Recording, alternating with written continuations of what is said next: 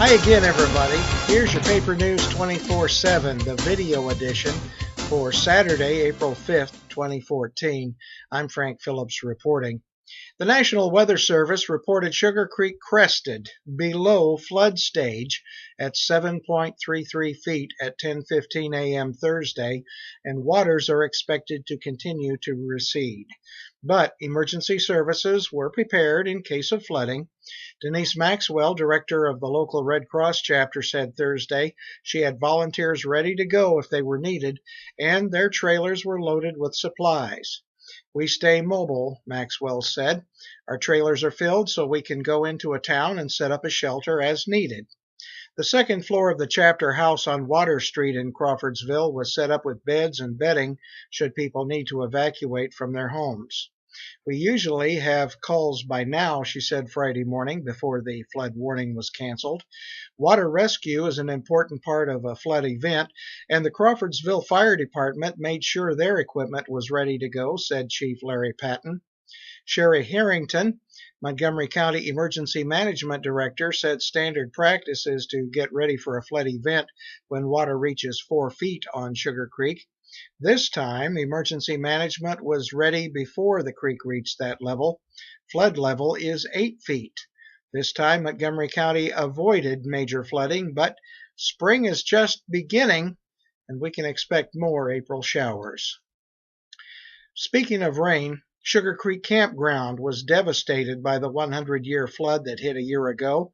We asked one of the owners, Julie Yeager, what went through her mind when she heard a flood warning was issued earlier this week. I haven't slept all night.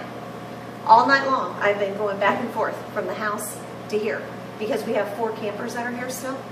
So I've been watching them all night long. All my seasonals moved to the hill. They don't need electricity though, but my contractors do. So all night long, I was even going to put a cot out here and watch it all night long because I was so afraid we were going to be coming up. Yeah. I was worried all night. It looks like you are coming up, aren't you? Yeah, it is coming up. It's crested. Kim has an app on the phone, and it's crested. Well, that's right now. good. But we have more rain coming. Yeah. So as long as it doesn't get into the campers, I'm okay. You know, and here, we don't want it in the office at all. Right. So yeah, you just redid this office, didn't you? Oh my gosh, it's a devastating thing. I mean, fire and flood is the worst things. I mean, they really are. I mean, we didn't lose anybody. That is the worst, but, you know. That's Julie Yeager of Sugar Creek Campground. Billy Davis will be one of the first people to benefit from the Montgomery County Veterans Treatment Court. On March 24th, Davis was convicted of criminal recklessness, that's a D felony, and carrying a handgun without a permit, an A felony, following a plea agreement worked out between his attorney, William Goebel, the county prosecutor's office, and the court. Davis is a veteran of the armed forces and a former city councilman. He was sentenced to 365 days in the county jail and 2 years in the Department of Corrections. Both sentences were suspended.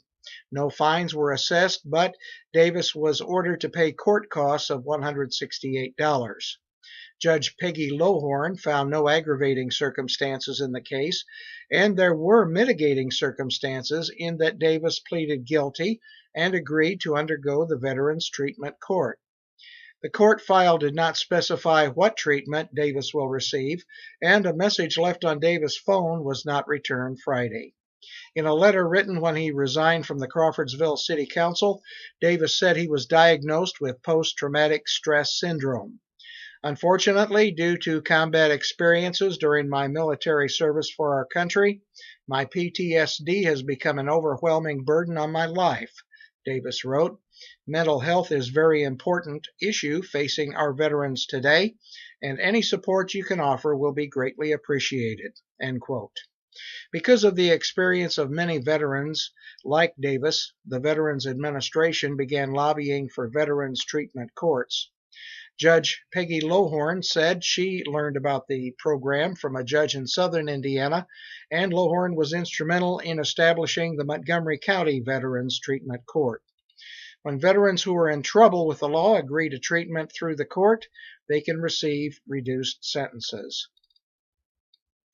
A Montgomery County church needs your help. Crossroads Community Church at the intersection of US 231 and State Road 234 is having an indoor yard sale.